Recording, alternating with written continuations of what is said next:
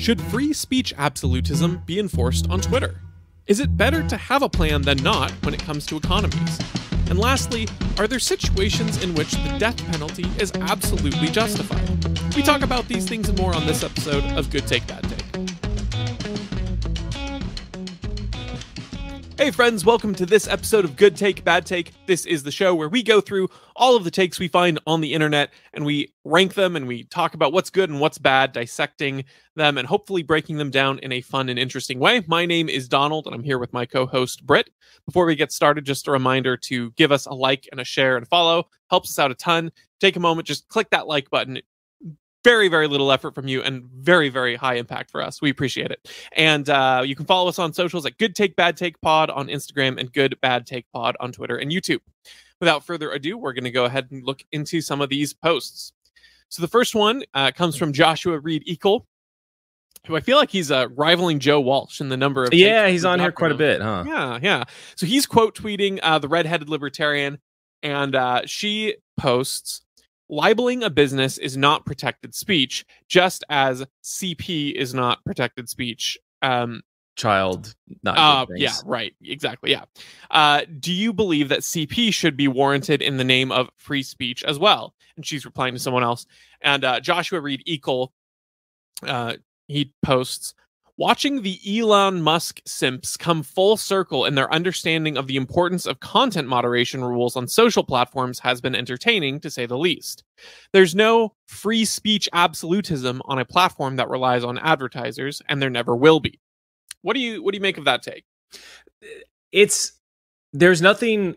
the first half of it's not very good, and then the second half of it, there's nothing untrue about it, but it's still wrong, and the implications that he draws from it are bad. And so kind of the broader context around this, Elon Musk is suing the ADL for defamation, libel of his business, because they basically were trying to claim he's, anti-Semitic, and even though they had changed nothing about the business. So his case is that they've lied, and their lying resulted in, and them knowingly lied, about the platform caused them a bunch of revenue drop and advertisers to drop. And of course, Joshua Reed Eagle and, that kind of liberal leftist group of the Libertarian Party are very much like, well, like Twitter is a private company. They can ban whoever they want to ban when it comes to any sort of speech about pronouns or about any sort of election interference or anything like that. They're a private company, but then they would also want to say things like, well, no, like people should be able to express their displeasure, like the ADL, about Elon Musk and all these other things. Are like, he wouldn't advocate for child pornography to be allowed on the platform.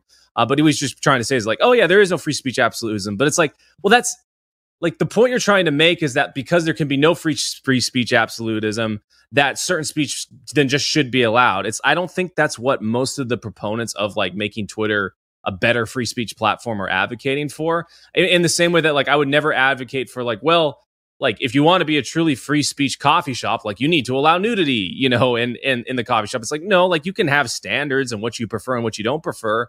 And then I think if you kind of get a little bit closer to, the actual fundamental moral argument being made, it's that like, hey, like there are some types of speech that are debating truth and what we think about things, the perceptions, whether something is right or wrong. And then there is some type of speech that is truly malicious and damaging and hurtful. And what's unfortunate is that our society has come so far away from just the common understanding or common sense about what that type of speech is.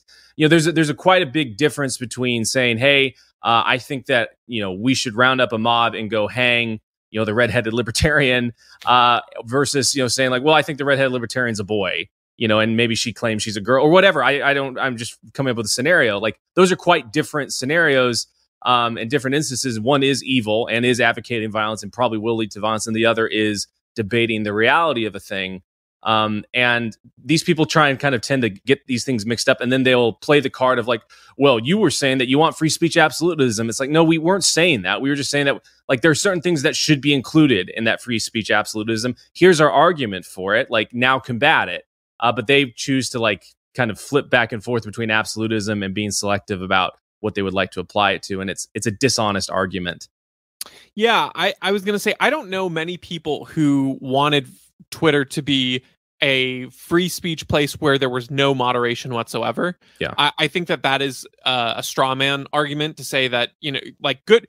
I think the most common take I thought was basically we want Twitter to be a free speech platform. Again, sort of the notion I've talked about where it's a culture of free speech, right? Not just legal. You want a culture of free speech there. We want transparent rules and then consistent application of those rules. Yes. That's, and the rules in and of themselves sort of imply that there is going to be a level of moderation, because I think everyone acknowledged things like we wouldn't want CP on the platform. We wouldn't want certain kinds of grotesque stuff on Twitter as a platform, because most people would dislike that, and that's fine to have those rules. I think the biggest thing is that, again, it's one, no one was saying that Twitter should be legally required to not have these rules. They're expressing preference, right? Like, I would rather Twitter lean in the direction of free speech more than not. But then it was also, it's also one of those things where, again, it's like people think, oh, I thought it was a private business and it could do what it wants. I'm like, yes, I'm saying that, and I'm expressing my preference of what kind of line it should take. And so when you're saying things like, for instance, libeling a business is not protected speech, I think the other thing there is that, in our current legal system, the court of law is definitely flawed and imperfect. But ideally, at least, if speech is allowed on a platform and then a court comes up and decides, hey, that was libel actually, and there was actual damage caused to this, then that's the retribution that you get. And I would actually much rather lean on the side of there being allowed speech that is libel on a platform, and then being able to determine whether or not that was damaging after the fact. Because otherwise, if you're going to say, well, that was libel and we're going to ban it preemptively before there was any kind of consensus, then you end up with situations like banning speech on, for instance, vaccines, or banning speech on COVID in general. Because in the same way, you're like, oh, this, we haven't determined whether or not this is harmful yet, but it's very potentially going to be harmful if people are talking that you don't actually need to wear a mask inside by yourself in your room on a video call, and so it always leads down, the more you try to preemptively do something to ban speech because of the implications, the more harmful it is. And I would say that it's probably a good thing that you can have some kind of a body. I think you could do this probably a little bit better without state intervention. But again, ideally in the system we have, a court system should come to the conclusion of there was damage here. There was, here's the actual proof of that, and here's the reasoned arguments for why there was damage, and then resolve that issue. And then, you sort of would then create a check against that kind of language going forward, because that person could then be sued again if they continued to spout that kind of libel on the platform. So I think it's, people like us would say, yes, we want some level of moderation, but we also always want it to lean more on the side of free speech than not. And something like libel, for instance, I think is taken care of in courts. And I personally, at least, would lean towards that, being accounted for after the fact, if possible, and rather than preemptively banned based on some one person's judgment.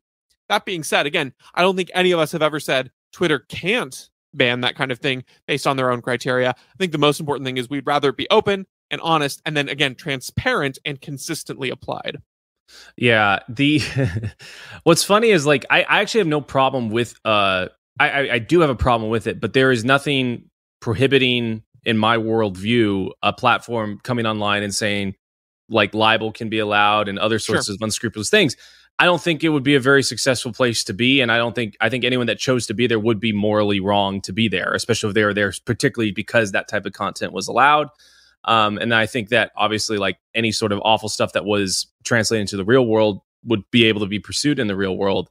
But the fact of the matter is that, like, Twitter, the ADL lied about what was occurring, and they were lock in step with, like, the government putting pressure on social media companies to limit certain types of speech. And so it wasn't necessarily them protesting, like, oh, like, he changed these things. It was that, oh, like, him being in there might lead to more types of this type of content being allowed. Like, even though these changes hadn't been instigated yet, it was a preemptive, like, strike upon Twitter. And that's, like, to me, like, there's intent there, intent to harm. And even though that they knowingly knew there was nothing had been changed yet. And so I kind of hope that Elon Musk wins or I think he's asking for like $4 billion or something crazy from the ADL, which would just completely sink them. So that'd be really awesome if that happened, just for the fact that they're an awful organization in the first place. But we'll see. Yeah, the collusion with government too in all of this is just adds another dimension of rotten. You know, when you look at the ADL and their terrible track record of track record in the recent past, I would say in particular, it's like these are not honest actors, and this is not an honest kind of dispute that needs to be settled with two good faith actors on each side. There's very clearly militia going on. There's very clearly a vested interest from the regime on the behalf of coordinating with the ADL on things. And so, you know, it doesn't benefit the people in power to have more speech that goes against their power enabled. And so they're, of course, going to use every avenue they can to try to discredit some place that allows that kind of thing to go on. So, you know, when you're thinking about these issues, like, yeah, let's think about in pure principles for sure. We also need to think about what's the context under which this is all happening, and recognizing, like, we don't live in a vacuum. It's not like the ADL did this because they had some kind of random moral query. It's very much an action that would benefit the regime in many ways. They have lots of ties to sort of the people currently in power. And so you also have to recognize, like, let's not carry water for them either. Let's not do things that are going to disproportionately give them an advantage, because they are the power brokers in the current situation. They are the ones who have the upper hand. Let's recognize that, and maybe not play the Josh Reed equal game of there's no free speech absolutism. And it's like that's such a minor straw man in the scope of the whole situation. Yeah. Okay, our next post comes again from X/Twitter. He tweets, having a plan is better than not having one. Socialism equals planned economy. Capitalism equals unplanned.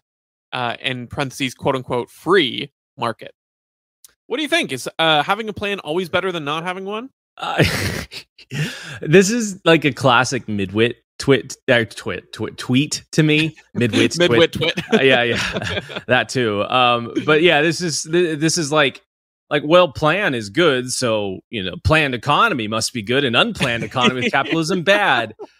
You know, I can't remember who said this. I think it was one of my business professors. He's like, be really wary of people who are incredibly hardworking but also stupid, because they will make terrible plans and they will execute them with as much vigor and as much strength as they possibly can, and there is no end to the destruction that they can wreak because of that. And obviously, having a bad plan is a lot worse than not having a plan yet, right? Because with a bad plan, you are guaranteed bad things. With no plan, at least there is like some element of chaos theory, you know, in there that could potentially work out in your favor. At least there's a chance. And then as you obviously dig deeper, you realize that there are actually capitalism and free markets are actually just millions of little plans all working together and being able to learn from each other and self-correct. Whereas socialism is one algorithm, one math equation being applied across everything. And if it gets one element of all of those millions and billions of small issues and factors wrong, it gets everything wrong. Everything is off. And I'm now remembering, it was one of my professors at university. He showed us for our economics class. He made us watch The Commanding Heights, like a documentary on like socialism and capitalism, and he talked about how like the USSR had the commanding heights of like they set the prices of steel and wood and different types of things that could cascade throughout the economy. And what the problem is they would get it wrong, and by the time they got a signal that they had gotten that pricing wrong to incentivize certain types of production, like it was already too late for them to adjust. So then when they made another adjustment, they were making it off of bad data. So they can never actually keep up with the signal and making those types of choices at the right time. Whereas with capitalism, you know, all that you need is a price change within your, you know, if you are like a manufacturer of electronics and suddenly the price of a certain type of like conductive metal goes up because like a mine on the other side of the world collapsed, you don't actually have to know anything about the situation with the mine. You don't have to know how fast they're going to get it back up and running. You don't have to know any of that stuff. You just have to know, oh, price went up. I need to switch to a different conductive metal, or I need to increase the price that I currently have right now because it's so vital to my stuff. And then that will cascade decisions throughout the rest of the economy. Consumers will choose different types of products, or they will stop spending on certain things to spend on this very, very important product. And so everything kind of then eventually can get to rebalancing. There is no need for a master puppet, guy going over and making everything work, because in reality, we can only pay attention to so many inputs and outputs. There's only so much, a person at the top can pay attention to, and the chances of them getting it wrong are basically 100%. Yeah, that's exactly right. I mean, it's one of those things where the term plan is so vague, and like you pointed out, it's a midwit take because it's conflating things that really don't actually have that much to do with each other. Like, just saying, oh, having a plan is better than not implies that, the plan for an economy is the exact same thing as a plan for, every other aspect of, like a business or your individual life and things like that. And it's like, if you're talking about a plan in the abstract of like my day to day, for instance, like when I wake up, it's better to have a plan than not. It's like, well, yeah, for some, to some degree that's true, but that also is the most control I will have over the outcomes. And even that's not a total control, right? Because oftentimes your plan for the day can be interrupted and it can be wrecked by other people's decisions and things like that. So first of all, your plan is not entirely under control, but in your day-to-day life, like that's again, you have the most control there. Sure. But the larger you go out, it's like, okay, probably better for as a business to have a plan than not. That's also true. However, you also have to recognize that having a plan in a business is an environment in which you have the most control over people that you will than in most other scenarios too, right? Because you directly pay them to do things, you have control over them to do that, et cetera, et cetera. And so the further out you apply, like whether or not it's good to have a plan, all of the assumption goes into you being able to and having the right to control people. And so when it comes to an economy setting, you're by de facto saying that it's better that, we have a plan because you can perfectly control all these people, which one is just a false assumption in so many ways. But two, it also then puts more and more burden on you, the individual, to have that good plan. And not only to have a good plan that is one in the interests of again, it's not clear who like what the right metric for having a good plan is by this kind of tweet. But second, you have to not only want that to, your goal has to be to get to the, whatever the positive plan outcome is, but then you also have to anticipate what everyone else is going to do in that particular scenario. Yeah. So it's an impossible task, even if you had, the most control over people possible, if you had the best intentions, and you had an idea of what even those things could be defined as, there's still a million other factors that could go wrong that make a plan completely counterintuitive. I mean, a great example is you look at, environmental policy, and it's like, okay, so we ban certain sort of foresting options, right, in parts of the state where there's thick trees, and well, we don't want people coming in and destroying the ecology there, so we're going to prevent chopping down. Well, then forest fires happen, and because you haven't allowed thinning of the forest, you haven't allowed controlled burns because of the name of, reducing carbon emissions and preserving the ecology and stuff, you end up with a lot more destruction and a lot more issue. And that's just one unintended consequence from one good intention. And there's about 1 million of those every day in the economy, whether it's from people, whether it's from natural occurrences, whether it's from exchanges between people. There's 1 million factors that one person or one group of people cannot account for. And so having a plan in that case oftentimes is not only sort of like a false idea to begin with, and that you really can't have a plan, but having a plan can often make you try to bend people into your will and going into a certain direction that actively does make things worse, rather than being able to be flexible, rather than being able to be responsive. I mean, like, think about it this way. If my plan is, well, music is really good for our culture and for our economy. And so I am going to make sure that every single household has access to cassette tapes. It's like I'm spending all the money of the economy and forcing everyone to have a cassette tape, and our economy grinds to a halt. And by that time, we haven't then been able to build up like internet infrastructure. And then streaming comes out and you have access to way more music at a way lower cost to people. But we don't have access to that because we've been so intent on getting music to everyone through cassette tapes that we've limited and actively hurt the intended goal. It's like things like that a million times. So the idea of just having a plan, one, assumes sort of a godlike control over your people and economy, and two, assumes the ability to even know what's the right plan and what is the good outcome and for whom, and three, assumes that you can even do that once you've identified those, which is just all impossible assumptions to make. Okay, we'll move on to another take here. So it's a quote retweet. So the first tweet reads, new Florida man arrested for trying to cross Atlantic Ocean in human-sized hamster wheel, which is just a very funny image here. So if you're not watching the YouTube version of this podcast, you should look this up because there is a very funny image of a hamster wheel with like buoys on it on where the wheels are. It's very hilarious. Anyway, and so Jeremy Kaufman tweets, in 1899, a bicycle repairman thought he could fly, and his brother was like, LOL, bet. Now we have airplanes. Today, the Wright brothers would have just be put in jail. What is your take here? Yeah, so one important caveat to this is that the guy actually wasn't arrested. He was just stopped from being able to make his voyage out there. And I believe his hamster wheel device was also confiscated or locked up, so he couldn't use it. And a little bit more background is that he also has done certain things like this before and then required rescue in the middle of the Atlantic and things like that. But I think this is a really interesting point in that, like, I like Jeremy Kaufman's tweet. I think it's a good one. I think it reveals something interesting that, like, yeah, that sounds insane. Like a bicycle repairman and his brother thought they could fly back before there was any concept of flying, back before there was a concept of like an airplane or anything like that. And they made it happen. And like you saying, today we have airplanes. And, you know, we look at this guy and we're like, oh yeah, that guy's insane. There is no use to that type of device. Shouldn't it be someone that's qualified making this type of device or transportation?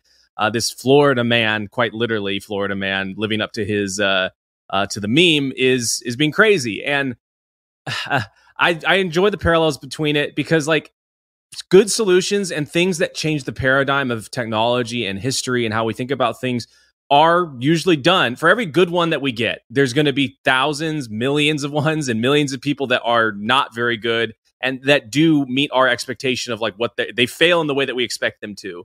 And this guy probably is that way. But now the question is like, okay, well, how do we deal with those types of people? How do we deal with their, you know, whether they hurt themselves or things like that, or whether we expend resources to help them?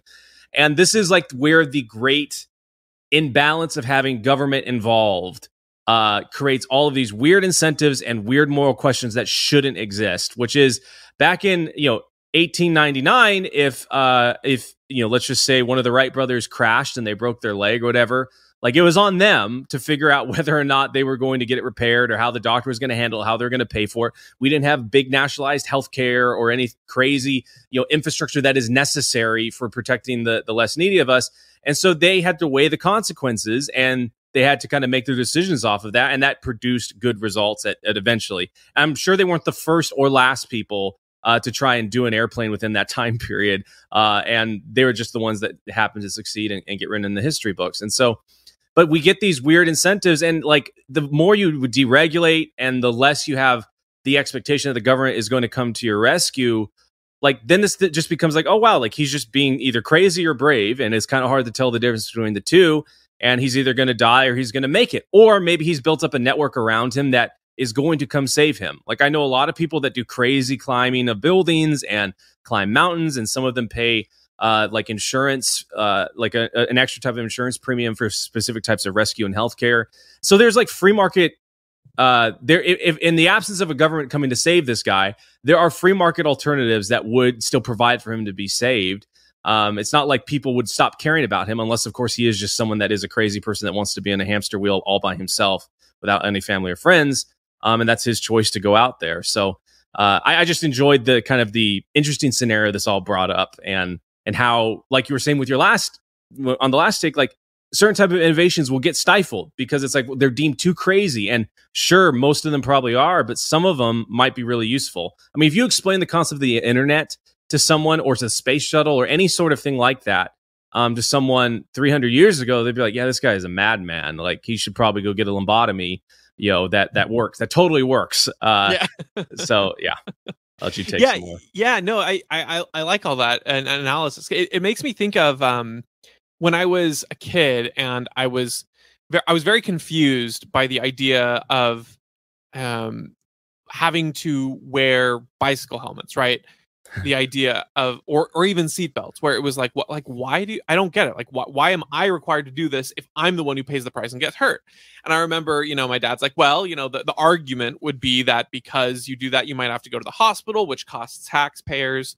And I was thinking like, okay, but like something about this doesn't seem right. And of course now, it's a little bit more clear to me, which is, well, the issue is that the government's involved to begin with. Whereas like if the hospital was something where you went in and paid, that that's the cost that you are taking. And so in the same way here, where it's like this guy has to get rescued for these different stunts, and he ends up having to pay the cost for those stunts, then he will weigh that against, and then he will have to provide that revenue for him to get rescued if there is some kind of a service out there, right? Like he'll have to reimburse them, he'll have to pay them for that, and that cost becomes a lot more reasonable for him to understand in the moment. And maybe it's worth it for him. Maybe he's like, no, this is really going to work, I really believe in this, and he'll do that. But then it becomes a lot more of an actual equation. The people who have to rescue him get compensated for that, and it comes out of his cost, right? That's just another factor that you and if he doesn't pay, they don't go save him again. Right, exactly. Yeah. And people talk, oh, that's so cruel, but it's like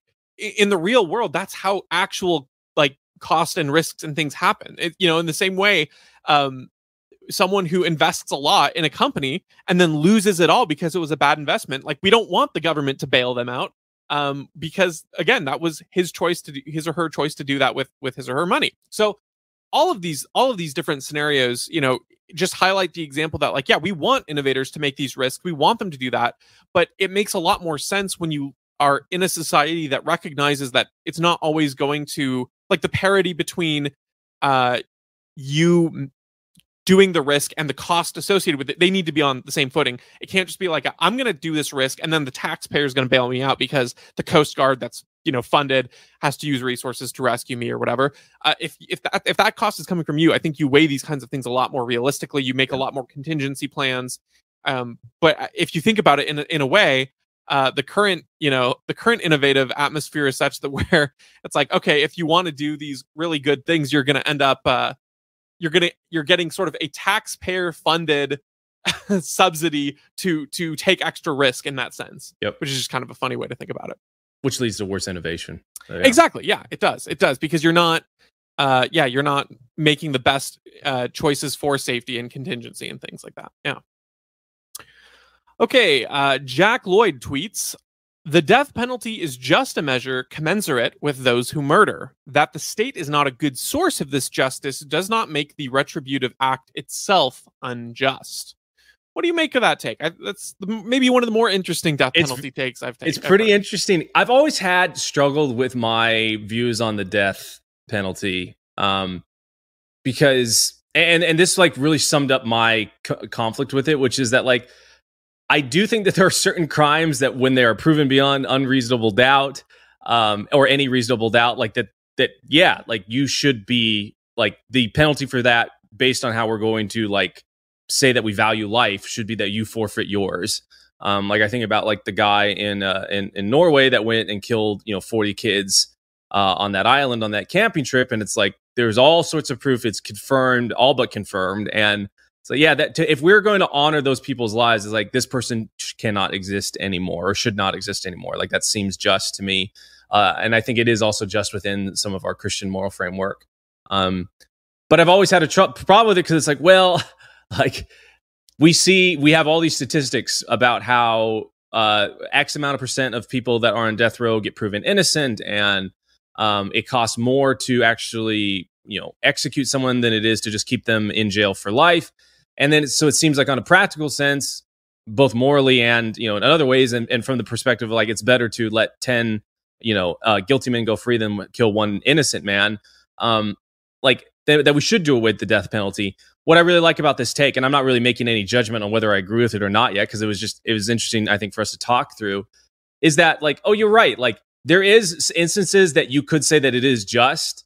And the reason a lot of us have a conflict with it is because we know that the state is just a terrible implementer of this. Like, are you really going to trust someone like Kamala Harris to make the decision about whether or not someone should or should not be killed based on the actions that they take? It's like, no. And I think that also speaks to like the state of our politics and like we were talking about earlier, just how far adrift we've gone in terms of common sense and what we believe it should be common sense. So yeah, I don't know. I'm curious to see your thoughts, and that's one of the reasons I put this in here because I'm still on. My mind is not made up. I like this. I think it's a good take because it's really interesting, and it makes a really clear and concise, summary of this issue. But I'm still not really sure whether I agree or disagree with it. Yeah, it is something to grapple with because I agree in the sense that I would say the fact that the state is not a good source doesn't necessarily make it unjust. But I think that the state, just because the state is a bad actor and them being unjust, it doesn't make it fair necessarily either. And I think about, for instance, if we're in a situation where there's like a home invasion, right? And someone is coming into, let's just say they're here for burglary, right? So burglary means there's no violence inflicted. So they're coming in, they're trying to take the TV off my wall. I come in, I believe that I am justified in shooting the individual because they pose an immediate risk or harm to my family and to myself. If I can guarantee this without killing the person, I actually think that is a more just response because taking life is a very, very not sacred act, but it's a very, very, it's one that should be done with the utmost seriousness and solemnity. And, I don't believe in just killing people on a whim, but I do believe that, the destruction of your property is justified in a narrow sense. But again, that like you also shouldn't go overboard. Like if, for instance, there's like a group of people with that guy and they're watching and they're kind of pointing and laughing, I'm not justified in shooting that guy and then shooting all of his friends, who are standing by watching and kind of like egging him on.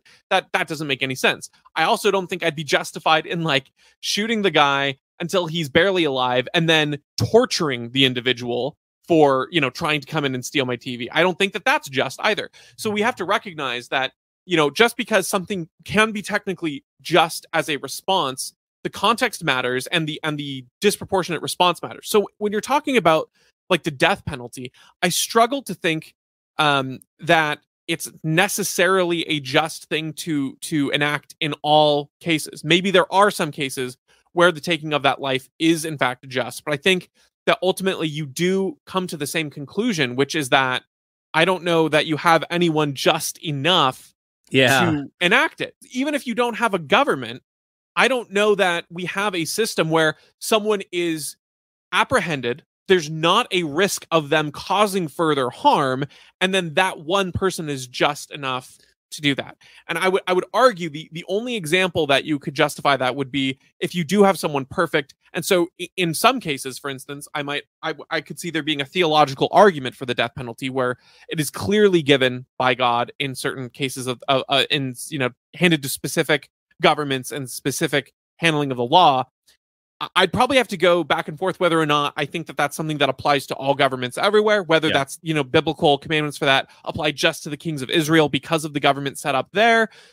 I still have much to learn on that, but I think that, whether or not it is just and can be taken out justly, I think we don't have the government for it now. So I think he's correct in that the state is not a good source, and that doesn't necessarily make it unjust. But I also don't know that it is just in many of the cases where it would be held out. And even if it is just in some cases, I don't think it necessarily can be carried out justly by a government or other. It's like we obviously don't want, big corporations to carry out the death penalty. And it's like, so if you're saying the government can't do it, which I think the government's a terrible actor, who do you think should be able to take out the death penalty?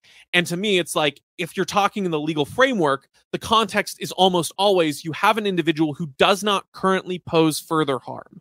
That is always the context. And so to me, it's like, I have the just authority to enact the death penalty when I feel that there's an active threat to me and my family or nearby. That is when the death penalty is just, and that's me taking my gun out and defending myself. And I don't think that it's necessary. I don't think it's like because he's stealing my TV he should die, but it can be justified, right? It's not necessarily the good outcome. Probably the best outcome is someone like that is apprehended and or incapacitated without them being murdered, because I do think death is a worse outcome than life, but it can be justified. That is maybe the one scenario where it can be justified. I just don't think we can trust people to enact the death penalty after someone is currently apprehended and poses no further risk. I really like that that delineation of like and I think I will probably apply that to myself in that, like the death penalty, and it lines up with like someone breaks into your house and they have a knife and they're screaming like the guy in Sweden that was climbing up on the ladder with a knife. That is justified, and I think the best outcome in that scenario is that the threat is eliminated, and ideally not eliminated with lethal force, but like once it reaches the level where lethal force is necessary, or it's a potential outcome, it's like you have to actually use it to the fullest extent that you can. You want swift kinetic action on that person, and because there's no room for mistake or anything like that. But you're right in that once the person is apprehended and they are now in handcuffs and they are behind some sort of stand and they have to make their case, it's like they are no longer a threat. And I think that's Jack makes an interesting take, but I don't think he backs up. He's still left at the same place of just saying like, well, it's just. Whereas like you actually have a standard for what would make it right or good. Not good, but like makes it acceptable to use that type of force. So I like your take better than Jack's. Well, I appreciate that. I don't even think my standard is like fleshed out fully, right? I think there's places to learn, and we can always be discussing that. I think the one interesting thing I would say is that, kind of my skepticism of government then instantly, kind of refutes myself and says, okay, well, if we are talking about the ineptitude of government and the government's ability to correctly apprehend people, why are we not talking about the government's ability to correctly restrain people? Because when you have someone who is so heinously dangerous, is there not a threshold at which the risk of them escaping, which is not unfeasible, right, poses a greater risk than the potential injustice of them being killed when they don't have to be because they're apprehended. And so to me, then I'm kind of like, well, there is, hypothetically scenarios where bad people can't escape. And so then what's the risk there? And so I don't know. It is an interesting back and forth. I think I still tend to lean towards, I don't know that we have an institution at all, whether that's a government or other, that is capable of making that, even if you were to be able to justify the death penalty in a scenario. I don't know that we have individuals or organizations that can justify it once apprehension has occurred. I don't know.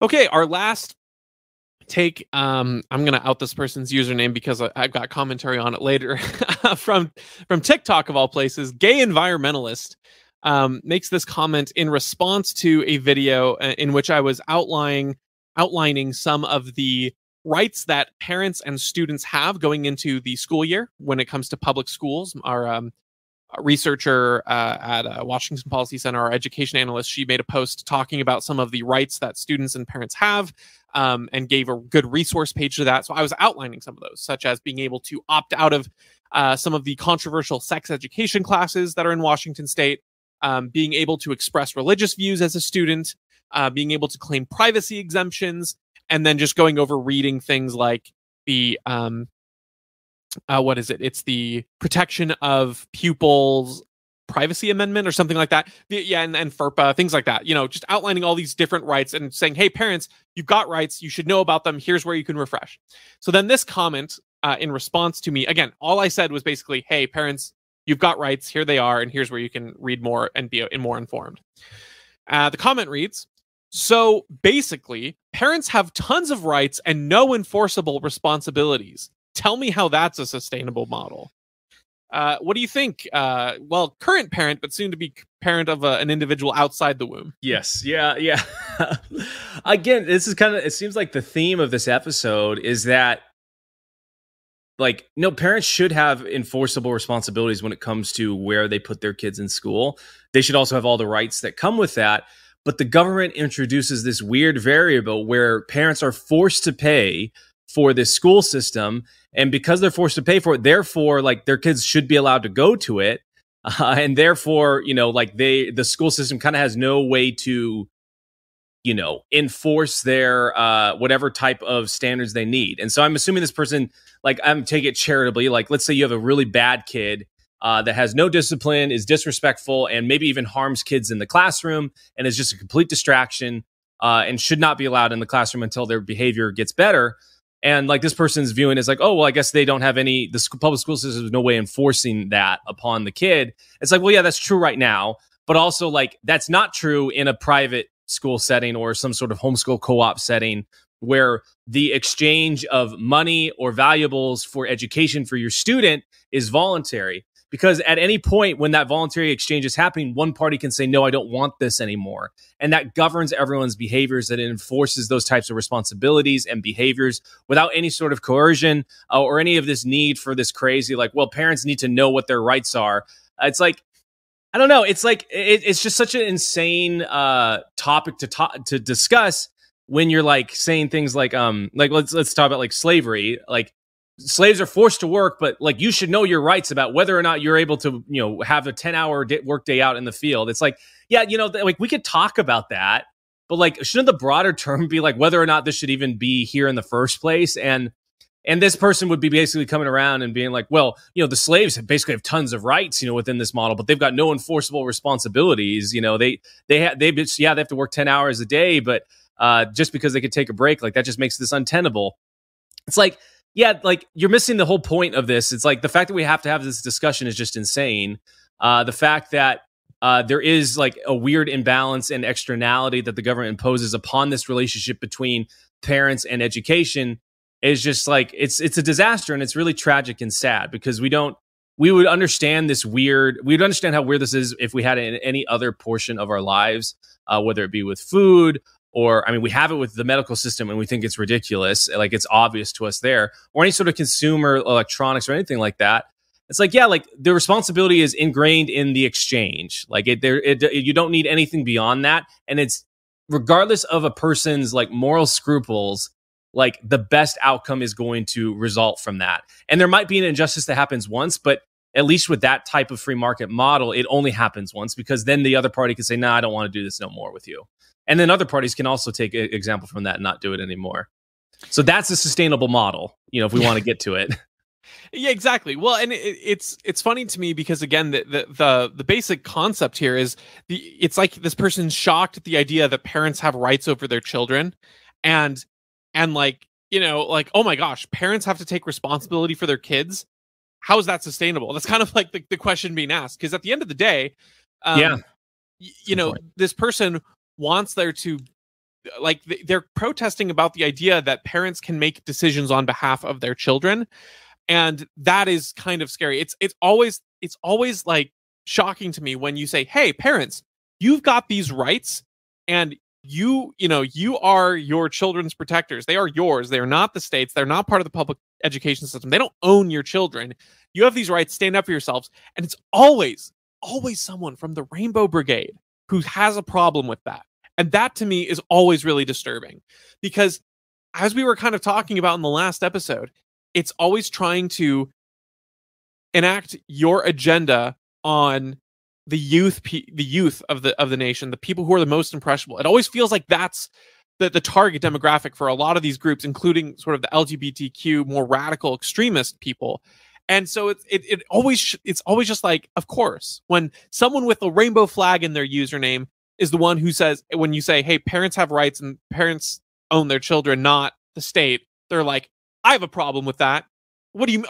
You're telling me parents have rights, but they're not responsible to the state. And it's like, you know what? There are some bad parents out there. Absolutely, there are parents who make irresponsible choices, and that is 100% true. And as a culture and a society, we should be so much more attuned to our neighbors and to our communities to be able to watch out for that, and to be able to look for signs of malpractice, parenting and abusive child situations. But the fact is that we have a government right now that is terrible at addressing that is terrible at enforcing things that would help that, and a school system that oftentimes is actively turning children against their parents and making there be home breakups and things like that. And we've, as a culture, the more we set up these institutions by the state, the more we feel the burden of responsibility slipping away from us. You're mad that you feel like parents don't have enforceable responsibilities, but meanwhile, you're telling the entire community, hey, by the way, if there's child abuse, that's the government's responsibility, not yours, to look out for your neighbors, not to look out for the kids in your church, to make sure that they're, okay. And if you see the signs of like lacerations, if you see the signs of a parent like snapping at their kid in a way that gives you pause for concern, being able to check in and being able to intervene, these things are done best on the local level by people who know the communities, who know these things. And that's not to say that that's a perfect solution, but it's one that is much more workable and better than a government stepping in, monitoring, telling parents how they need to do things, how they need to raise their kids. And especially with schools that clearly have a government agenda. You can't tell me that schools are just these neutral arbiters looking for the children's well-being when there so many examples of schools that are trying to actively push ideological agendas on children exist.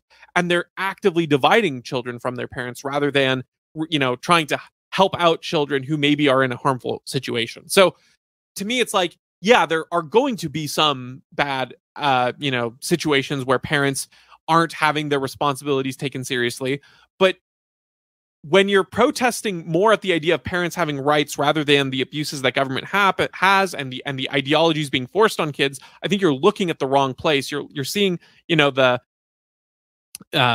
speck of dirt in your brother's eye rather than taking the log out of the government's. Yeah. I don't have any more to add on it. All right. Well, that will be look it up. Yeah, exactly right. Well, we will call it there. Thanks so much for listening. Just a reminder to give a like and a share. Helps us out a ton. And we'll catch you on the next one.